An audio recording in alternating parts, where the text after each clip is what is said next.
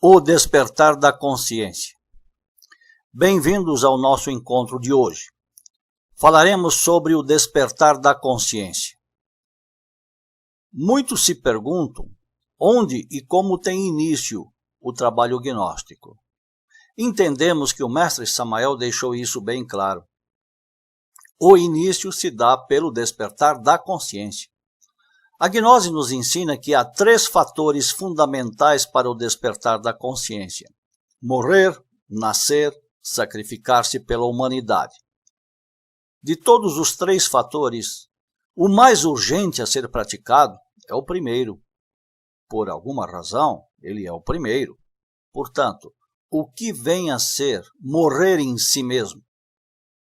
Diz o mestre: se o germe não morre, a planta não nasce.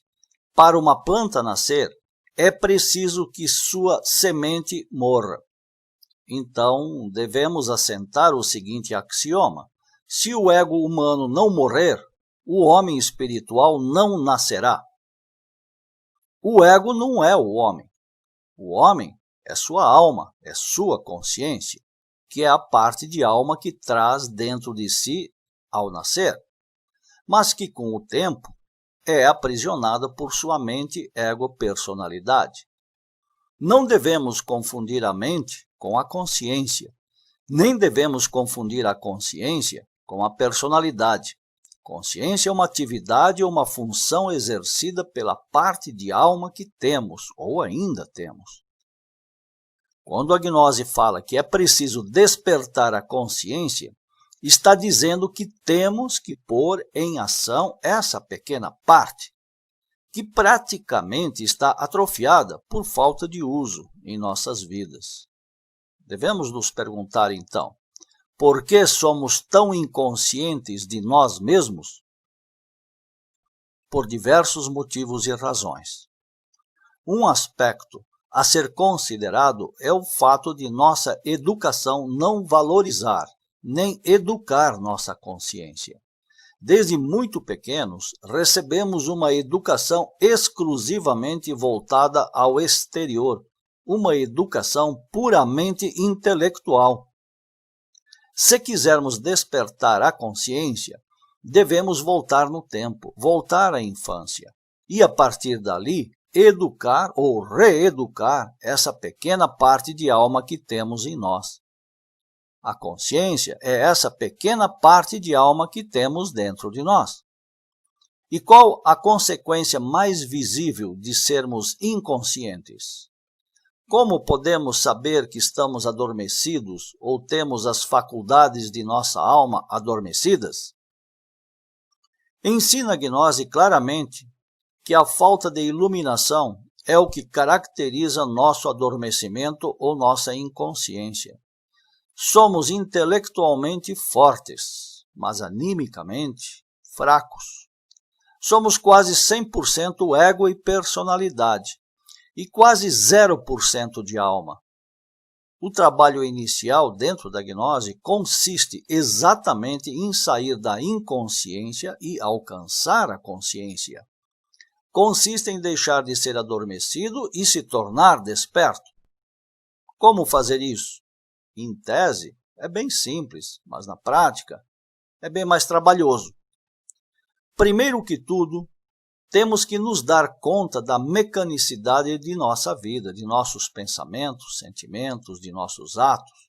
Enfim, dar-nos conta que tudo acontece em nossa vida e que bem pouco domínio temos sobre nossas ações, nossos pensamentos e sentimentos.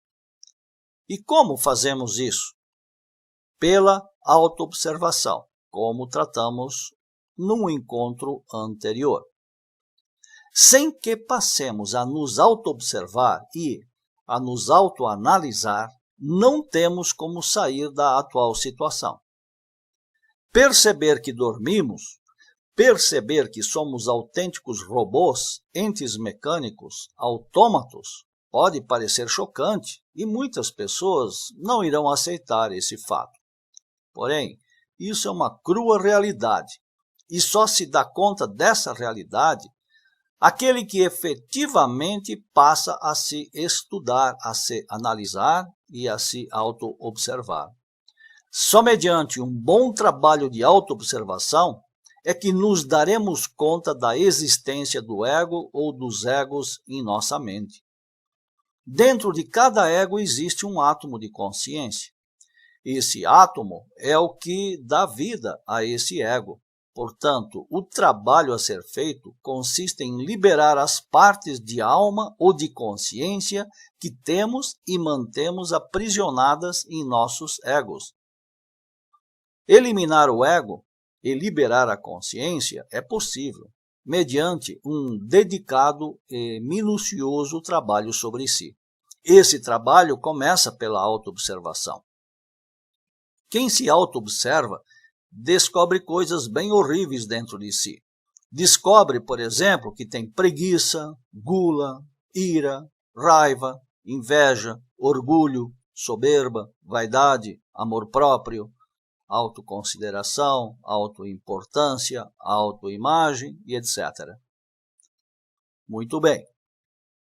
Uma vez que descubra sua real e dura realidade psicológica, o que deve fazer? O primeiro passo é analisar e estudar com minúcia essas partes indesejáveis, que agem autonomamente dentro de si mesmo. Cada parte dessa é um ego, um eu, um defeito psicológico. Cada ego é como se fosse uma pessoinha dentro de nossa mente. Em verdade, a palavra pessoinha é um eufemismo. Cada parte dessas, em realidade, é um pequeno diabo, é um bicho, uma criatura horrível que tem existência própria e autônoma dentro de nosso universo mental. Portanto, o que temos a fazer com a autoobservação é ficar de olho nesses diabos, pois só ficando de olho é que poderemos estudar o comportamento de cada um deles. À medida que formos estudando e analisando os comportamentos desses pequenos diabos, é que iremos compreendendo suas nefastas ações. E chegará um dia em que teremos ou faremos compreensão dessas criaturas. Então, tendo compreendido o que é e o que faz um diabo desses, podemos e devemos levá-lo à presença de nossa Mãe Divina e pedir a ela pela sua eliminação. Nossa Mãe está e vive em dimensões psicológicas bem além de nossa mente. Seu poder é divino, ilimitado, devastador.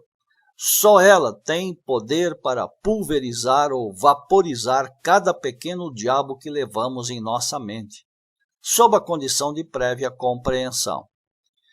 Se persistirmos nesse trabalho, anos sem fio, chegará um dia em que nossa mente estará livre de tais criaturas indesejáveis. Mas, atenção, fomos nós mesmos que criamos e alimentamos essas detestáveis criaturas psicológicas. Portanto, não podemos acusar ninguém de sua existência. Fomos nós mesmos que as criamos. Nossa Mãe, agora, por compaixão e misericórdia, pode nos ajudar, e nos ajuda de fato, sob condição de arrependimento e conduta reta.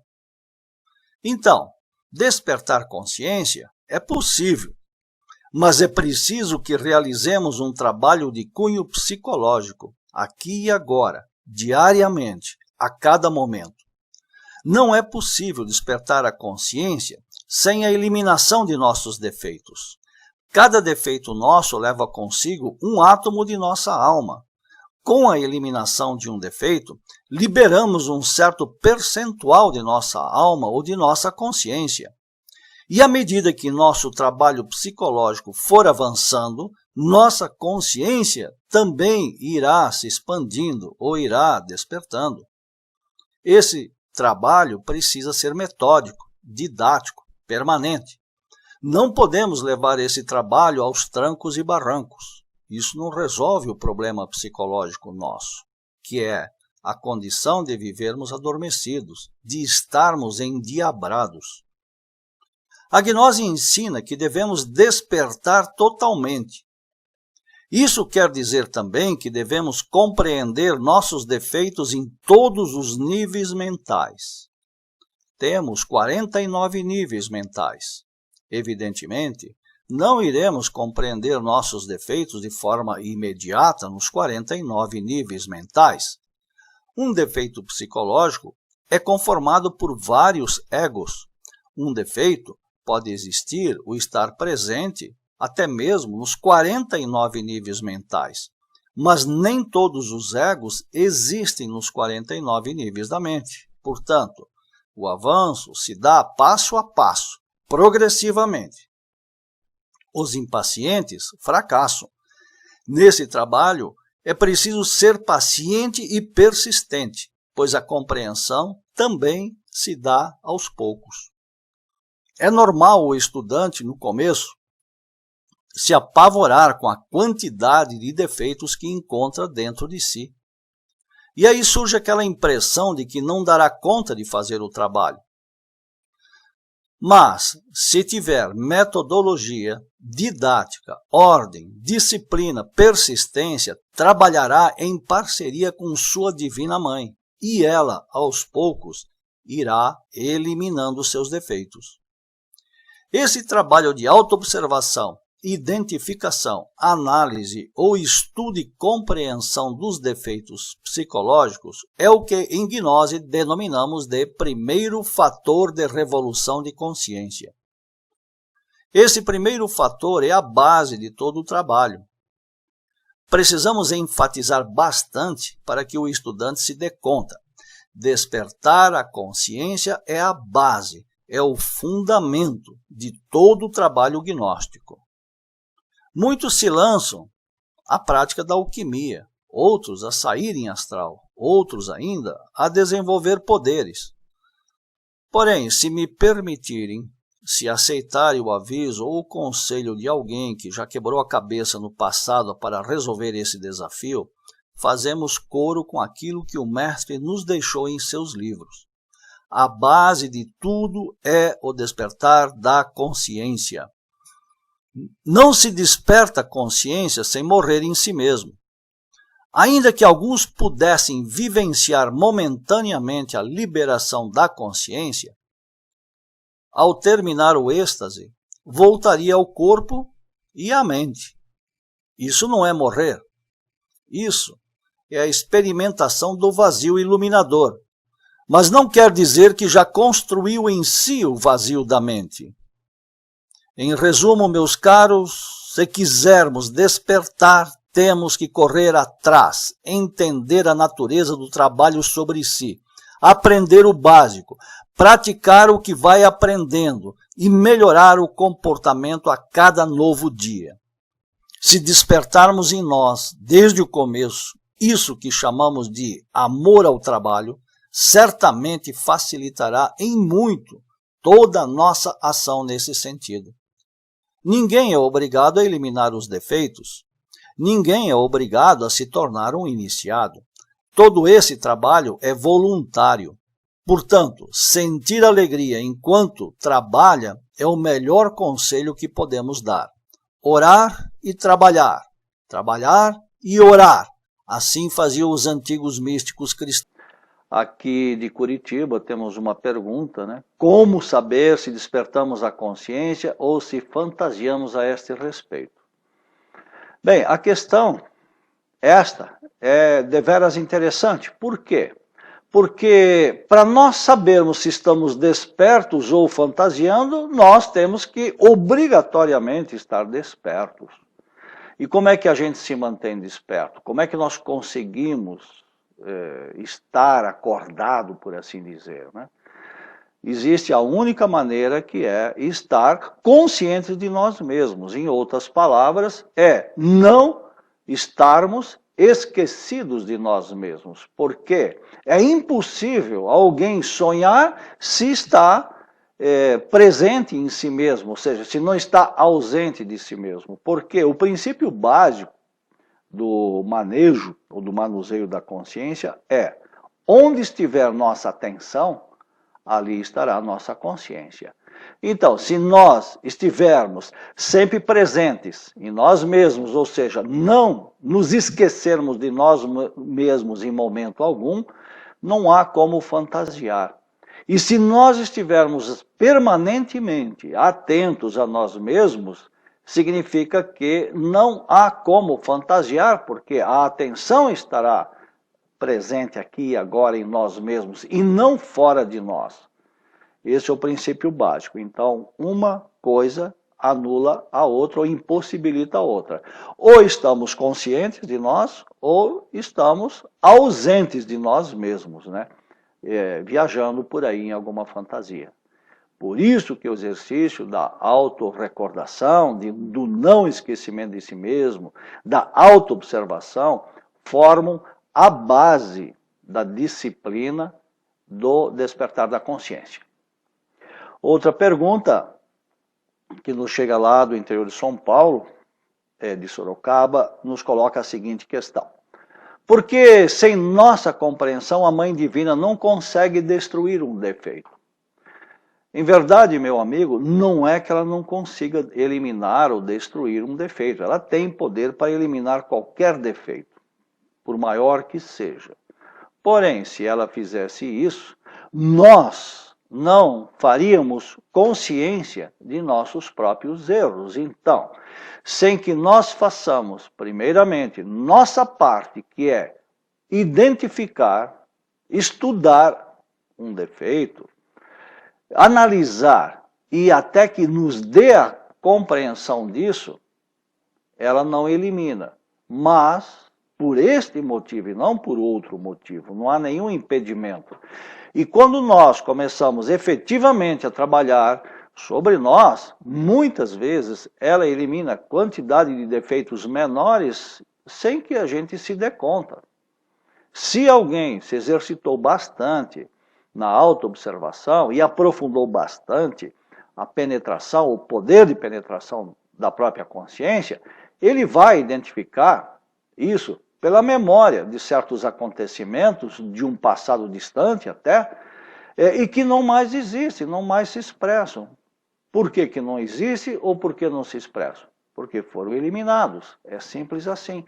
Então, nós temos que fazer toda essa parte de identificação, de estudo e análise, para chegar à compreensão com a finalidade de nos conscientizarmos daquilo que temos dentro de nós. Por quê? Em outras palavras, como iremos nos autoconhecer se não estudamos a nós mesmos? Se desconhecemos tudo aquilo que carregamos nos 49 níveis da mente. A finalidade é essa. A Mãe Divina poderia eliminar instantaneamente qualquer defeito. Mas aí, se ela fizesse isso, nós ficaríamos como que retardados espirituais. Temos que fazer a nossa parte. Outra pergunta de Brasília, né, que nos chega aqui. O que são e por que são 49 níveis mentais? Isso está relacionado ao aspecto fundamental da realidade interior do homem. O homem é um ser dotado de 7 camadas, que em gnose nós chamamos de 7 corpos. Claro que todos esses corpos são feitos de matéria mental. Até o corpo físico é feito de matéria mental condensada aqui nesta terceira dimensão. Consequentemente, nós temos 7 níveis em cada um desses 7 corpos. Então, em gnose é dito que, por este motivo, temos 49 níveis mentais. O que significa que alguns defeitos aprisionam átomos de nossa consciência em determinados planos ou regiões da nossa mente. Alguns defeitos podem estar em camadas, por exemplo, do 7º ao 14º nível, e a gente nem percebe que eles existem aqui no mundo físico, só com o tempo, mediante um trabalho de autoobservação e meditação bastante profundo, passamos a percebê-los. Também podemos perceber esses defeitos através de sonhos, quando se manifestam à noite, quando nós estamos liberados desta âncora, que é o corpo físico. Ou por meditação. que nós podemos acessar níveis mais profundos de nossa mente. E ali, então, verificar, observar a ação desses mesmos defeitos. Então, há determinados defeitos, causas, que são os mais antigos, que inclusive têm suas raízes quando nós ainda estávamos vivendo no mundo vegetal.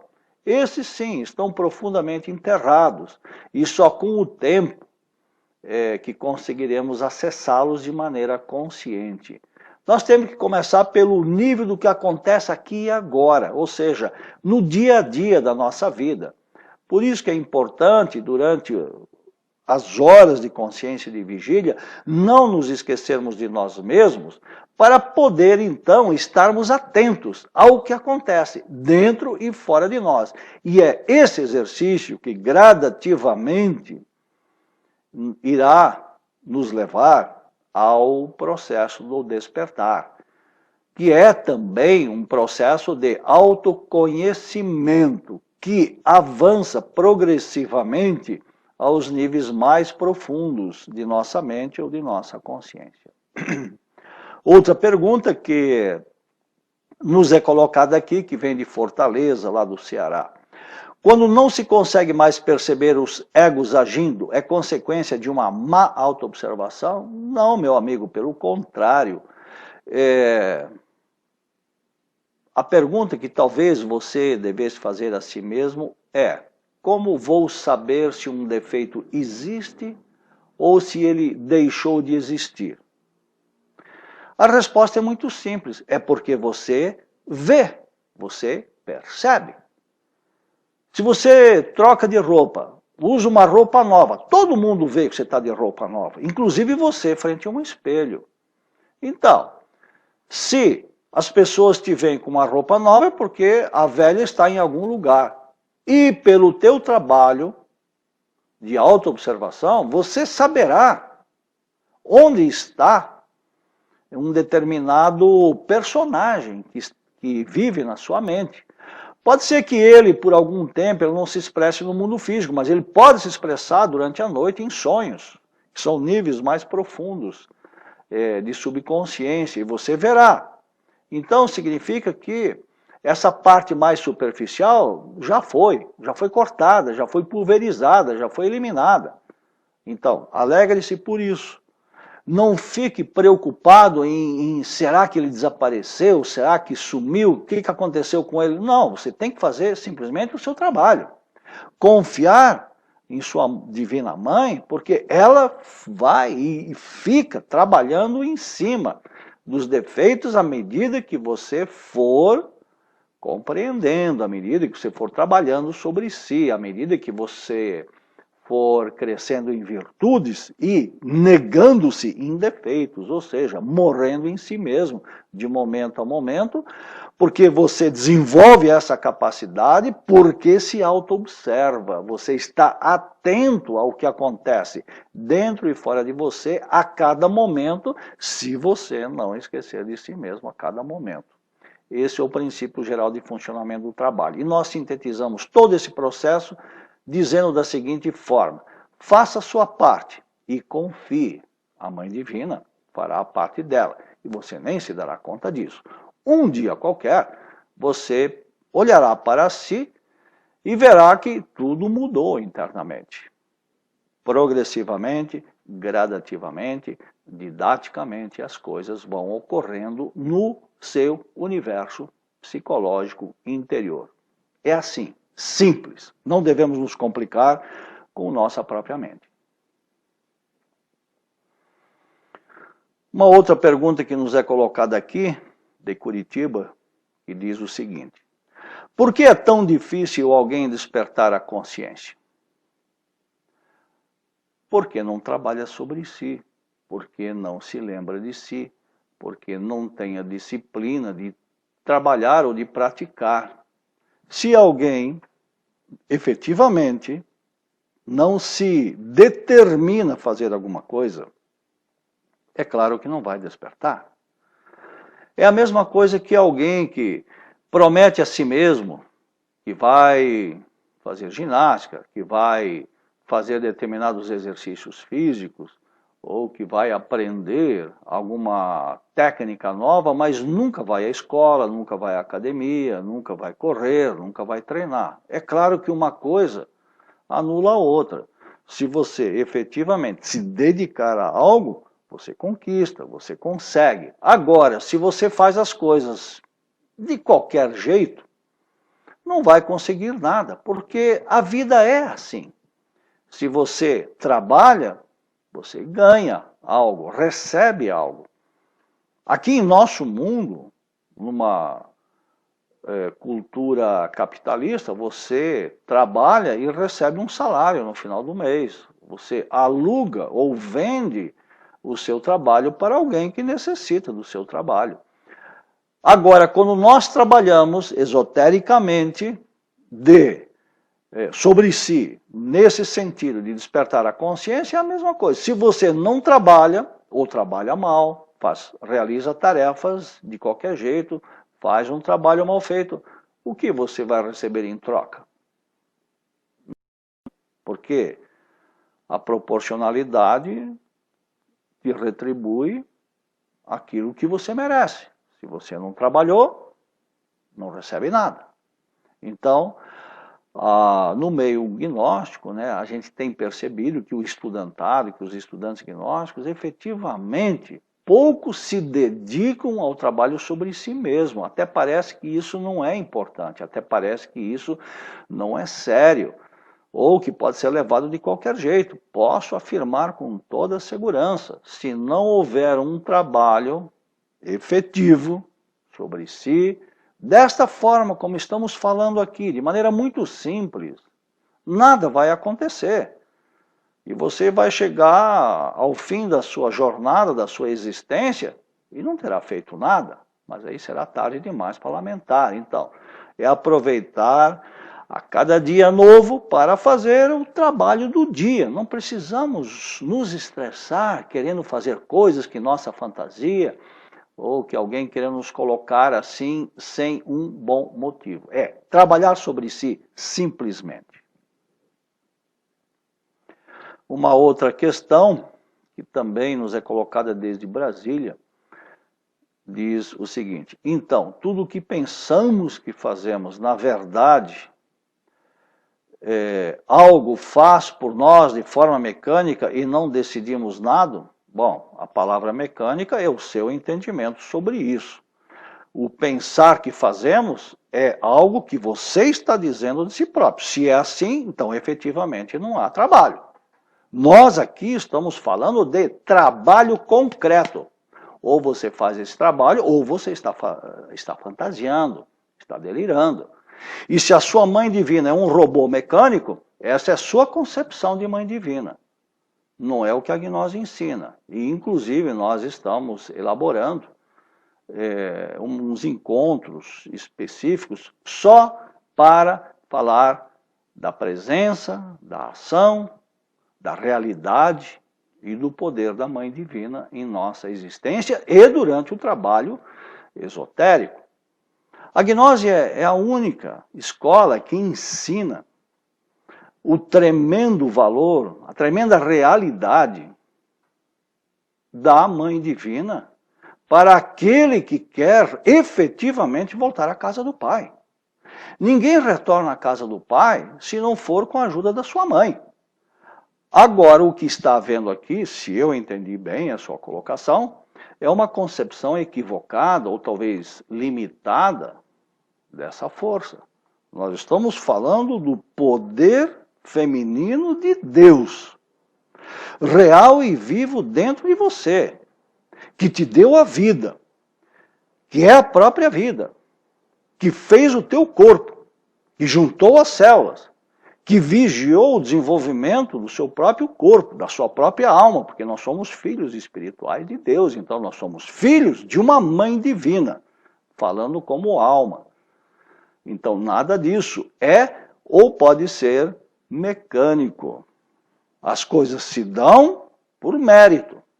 Se nós fizermos nossa parte, por mérito, virá aquilo que nos tornamos merecedor. Fora isso, é realmente acreditar que tudo na vida é mecânico. A mecanicidade é nossa. Nós é que fazemos tudo mecanicamente. Nós é que não queremos despertar. E o que é despertar? Senão desmecanizar. Desmecanizar pensamentos, sentimentos, hábitos, fantasias, condutas e etc. Esse é o trabalho de despertar a consciência. É agir com consciência e não mecanicamente. Não sei se nos fizemos entender. Uma outra questão que vem de Ariquemes nos coloca o seguinte: nos primeiros anos, o estudante que segue trabalhando se dá conta do seu avanço? Não, meu amigo, é muito difícil, no começo do trabalho, alguém se dar conta dos seus avanços. Em verdade, até há casos de alguém que nunca se dá conta dos seus avanços. Então, isso é um fato concreto e nós temos que estar maduros ou preparados para conviver com esta realidade. A gnose ensina todo um sistema de vida baseado na conduta reta, em valores ontológicos, o que significa valores de espírito, valores de alma. A gnose, ela traz todo um sistema e toda uma filosofia prática de vida. Em aprendendo essa doutrina e vivendo de acordo com essa doutrina, efetivamente, cumprindo a lei divina, vivendo desta forma, nós praticamos aquilo que o mestre Samael nos diz, né? O cumprimento do dever parloc do ser, que é fazer boas obras, que é viver retamente, que é expressar conduta reta em cada ato diário. Pensamento reto, sentimento reto. Se nós praticarmos isso, tivermos a disciplina esotérica e iniciática, básica, tal como estamos comentando aqui nessas ocasiões e nesses encontros, em fazendo isso, as coisas se darão.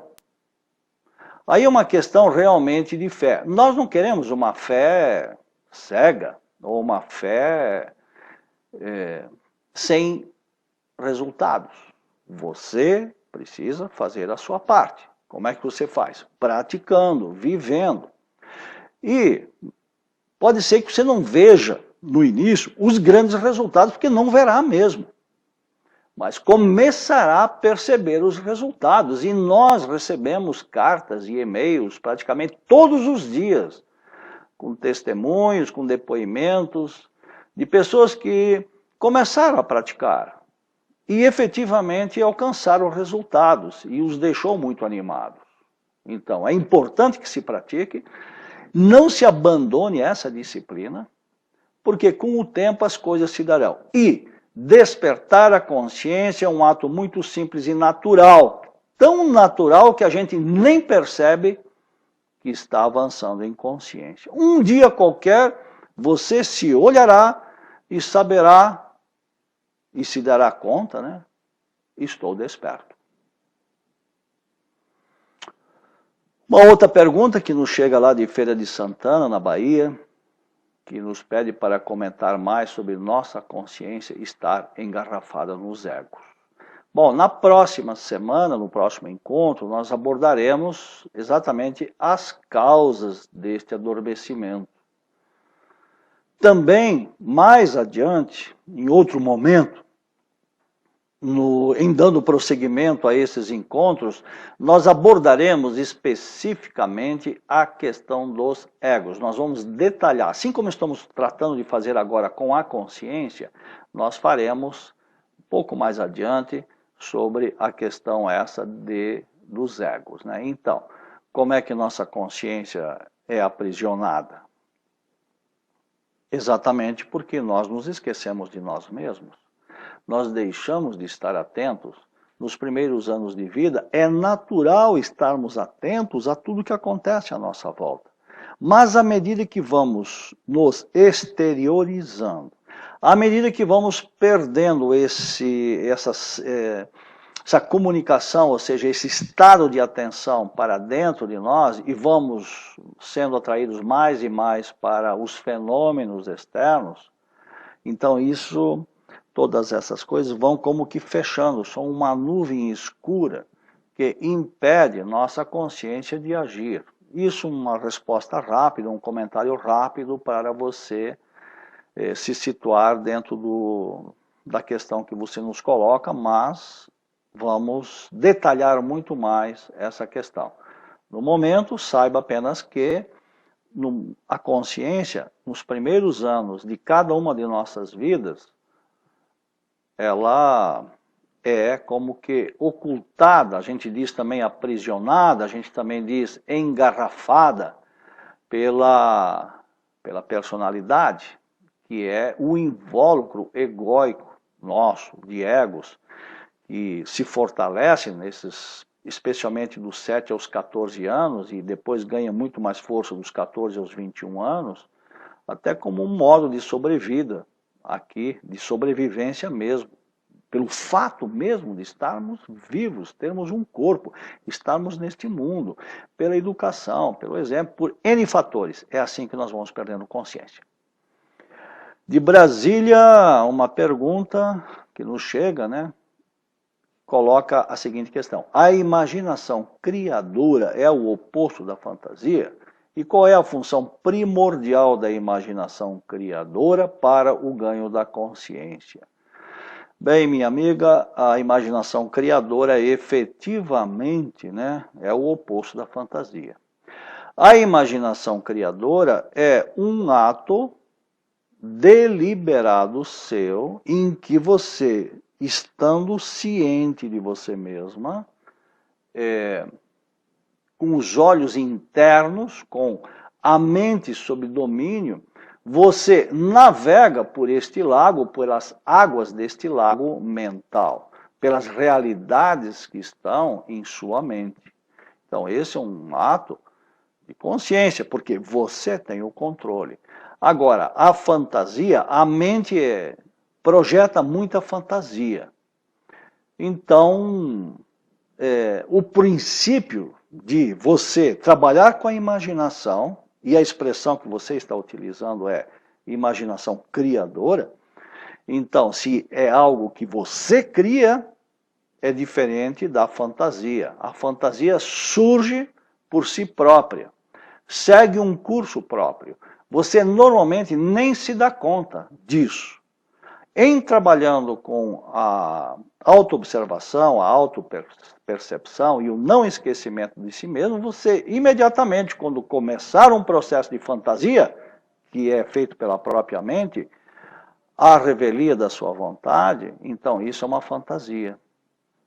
Agora, se você intencionalmente cria algo, direciona algo, seja um pensamento criativo para uma finalidade específica que seja nobre, não mecânica, mas criativa, que é o contrário da mecanicidade, porque a criação não pode ser mecânica, não há criação mecânica. Isso viria por memória, não pela imaginação criadora. Então, temos que distinguir isso, estar atento a essas coisas.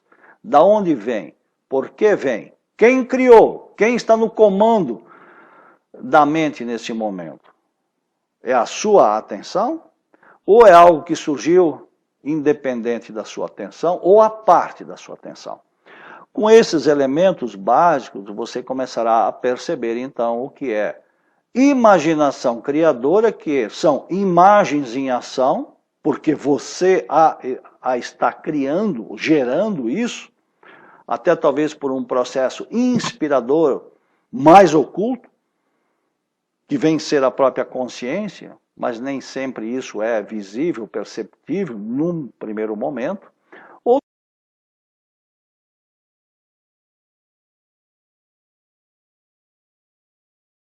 Voltamos novamente, devido a problemas técnicos, ficamos alguns momentos fora do ar.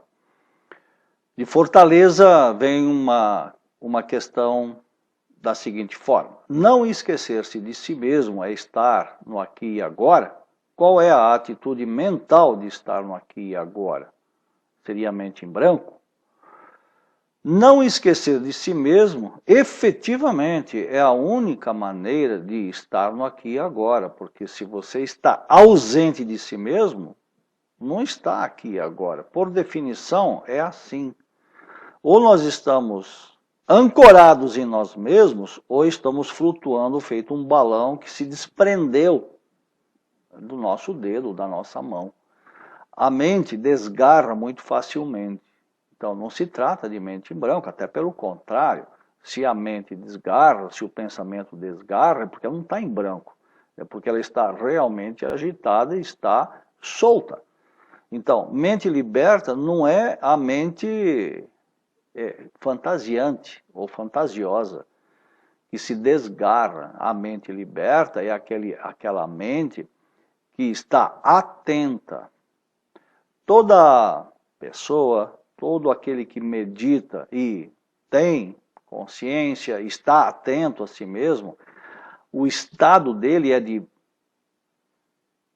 estado de alerta, estado de atenção, estado de mente alerta. Ele não ignora o que está ocorrendo dentro de si e fora de si. Já quando a mente desgarra ou o pensamento desgarra, ele esquece de si mesmo e não tem mais nenhuma percepção do que está acontecendo ao seu redor. Um exemplo clássico disso: as pessoas comuns, elas se acostumam com os ruídos ou com os barulhos, porque esquecem. Na verdade, adormecem. Ou a mente, por um dispositivo qualquer, anestesia aquele ruído. Agora, um yogi meditante ou alguém que está atento, ele não esquece de si, ele está atento, ele sabe, em outras palavras, que tem um ruído aqui ao seu lado. Mas nem por isso ele perde a atenção. Ele está atento ao ruído, mas está centrado em si. Então não é mente em branco, é mente atenta. Esta é a mente desperta. Por que é mente desperta? Porque é um estado de mente ativa, ou está atenta. E nós sempre temos dito que onde estiver a atenção, ali estará a sua consciência. Se você estiver atento a si, ao que está ao seu redor, você está vivendo aqui e agora. Mas se você esqueceu de si mesmo, é porque você descolou, você se ausentou. Outra pergunta, aqui de Curitiba mesmo: quando anotamos centenas de aspectos diferentes dentro de um mesmo defeito, podemos considerar cada uma dessas variações como ego, pessoas psicológicas distintas? Cada defeito é formado por muitos egos. Isso é meio que um axioma. Da mesma forma que um corpo humano é formado por muitos órgãos que funcionam integradamente entre si, um defeito também é conformado por muitos egos. Esses egos, ligados a esse defeito, eles podem estar presentes, inclusive, nos 49 níveis mentais, ou somente em algumas regiões de nossa mente. Então devemos estar, de fato, muito atento a isso. E em nossos trabalhos de autoobservação, perceber isso, registrar isso, né? Um defeito qualquer, ele possui, abaixo, muitas raízes, muitos detalhes, muitos matizes, colorações ou derivações. Então, esse conjunto é que forma o defeito. Então, quando nós falamos, por exemplo, em ira, esta ira que aparece aqui, que se projeta aqui no mundo físico, tridimensional, no convívio com outras pessoas, então esse defeito, repito, de ira, abaixo dele está sendo consciência pelas observações, análises, compreensões, e nós vamos cortando aos poucos facetas desse mesmo defeito, porque é a Mãe Divina que faz isso. E com o passar do tempo, ele vai perdendo força. E chegará um dia que ele simplesmente não existirá mais em nossa mente. e não haverá mais ira, haverá paz, haverá serenidade, haverá paciência, haverá tranquilidade, porque aquilo que agitava, aquelas causas ocultas que agitava e que fazia, por exemplo, esta ira se expressar, já não existe mais. Então, esse é o fato, esta é a realidade. Aos poucos vamos enfraquecendo e eliminando ou dissolvendo esses defeitos, por maiores que sejam. Outra pergunta que chega, não sabemos de onde. Quando se olha no espelho e vê que está sujo, sabe que sujeira não é bom, sabe como se limpar e não se limpa. Podemos dizer que a percepção desse estado é um início de despertar? O que está faltando? Quando a gente observa que o espelho está sujo ou que aquele que se vê no espelho não está limpo, o que ele tem que fazer? Se ele for inteligente, se ele aprendeu a doutrina, se ele aprendeu os ensinamentos, se ele de fato está absorvendo esses valores espirituais, e realmente perder a noção das coisas, algo está errado aí. Então, qual é a finalidade dessa auto-observação? Não é só se dar conta que está bebendo, é em se dando conta que ele está num ambiente inadequado para os valores ou a realidade que ele está buscando, se é incompatível, ele deixa de fazer o que está fazendo, ou seja, desidentifica-se. Não é para continuar, observar e continuar se identificando. Qual a finalidade de se perceber e ao mesmo tempo continuar se identificando? A finalidade do exercício é exatamente cortar essa identificação, essa fascinação e tudo aquilo que ele está vivendo ali. Então, isso é um ato volitivo, isso é um ato de vontade. E é uma decisão que você precisa tomar. Do contrário, você vai fazer barbaridades estando em observação. E aí de que adianta?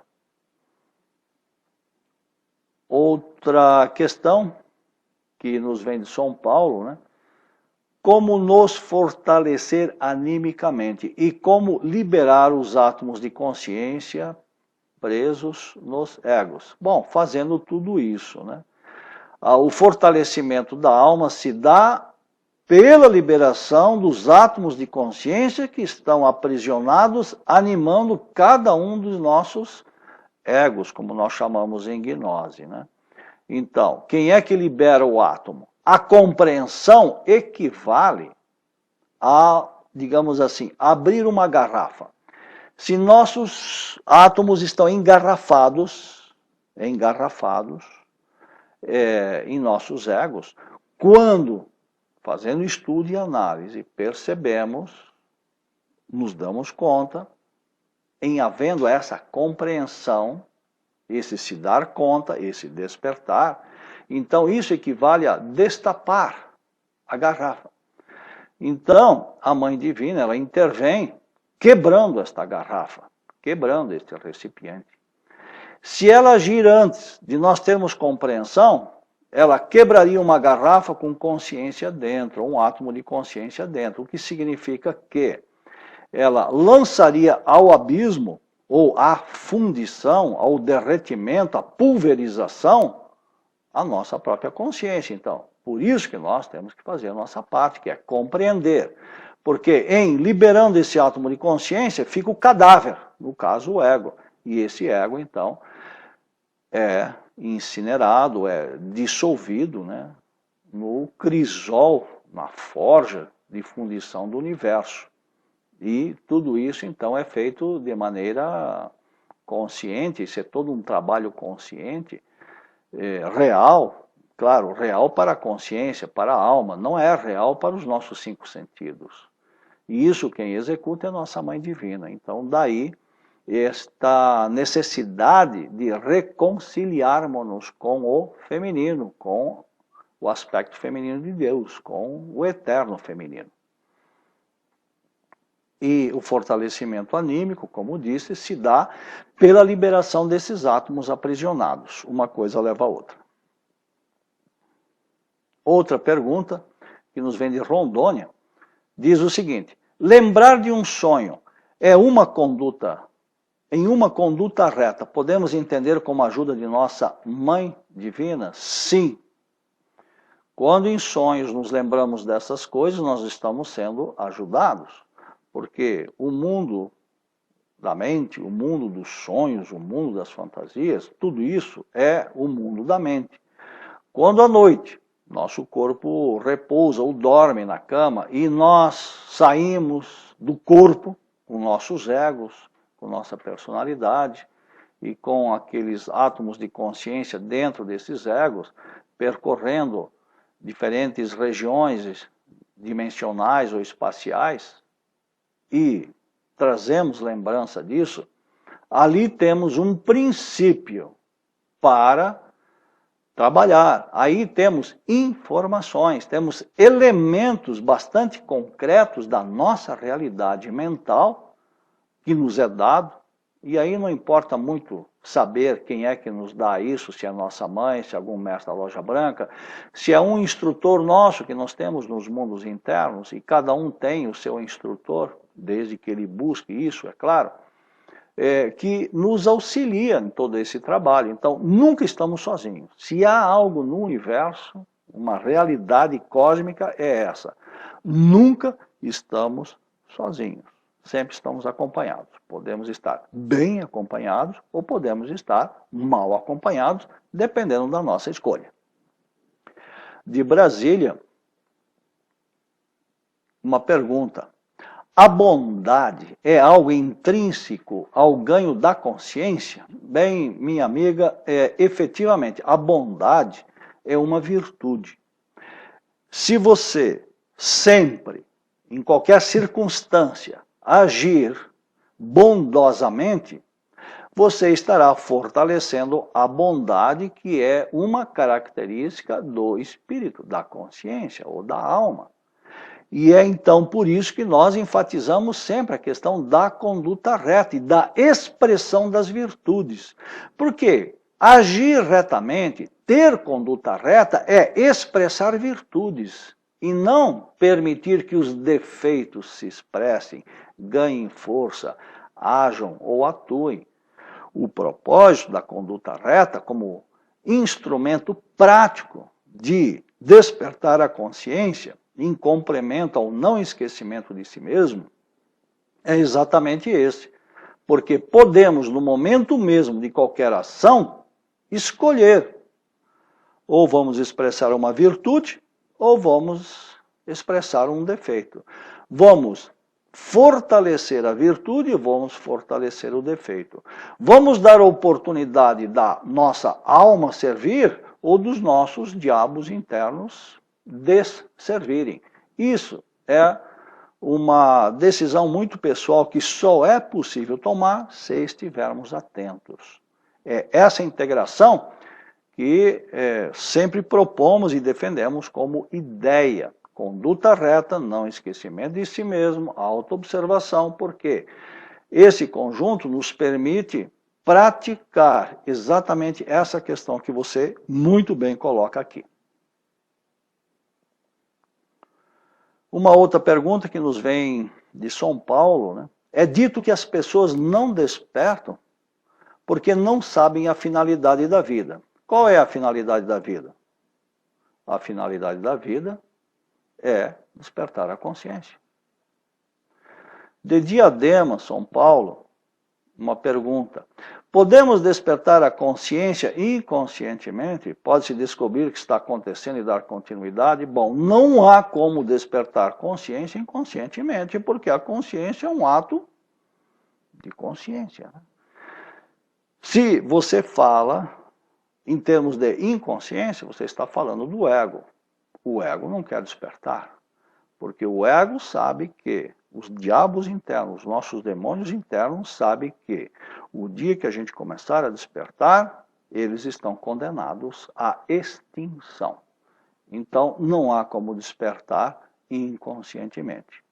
E também, se isso ainda fosse possível, por quanto tempo você sustentaria esse trabalho? Um dia? Uma semana? Não há como.